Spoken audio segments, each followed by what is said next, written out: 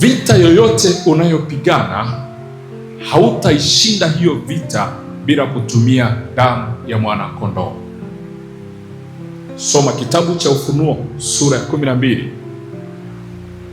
aya 11, inasema nao wakamshinda kwa damu ya mwana kondoo. Wakamshinda nani? Yule adui. Wakamshinda nani? Yule mpinzani. Wakamshinda kwa kutumia silaha gani? Wakamshinda kwa damu ya mwana kondoo.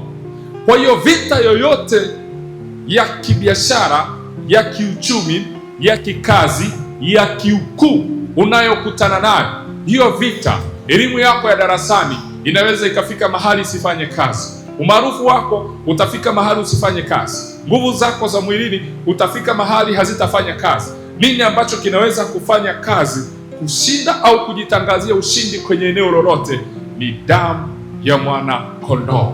Ndio maana anasema wakamshinda kwa damu ya mwana kondoo.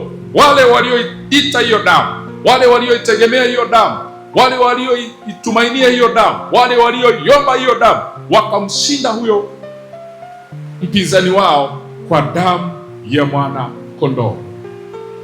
Kwa hiyo vita yoyote unayopambana, inaweza ikawa ni vita ya muda mrefu, inaweza ikawa ni vita ya muda mfupi, lakini hiyo vita, ili uwe na uhakika wa kushinda hiyo vita, ni lazima utumie damu ya Yesu kama silaha ya kukusaidia kushinda hiyo vita.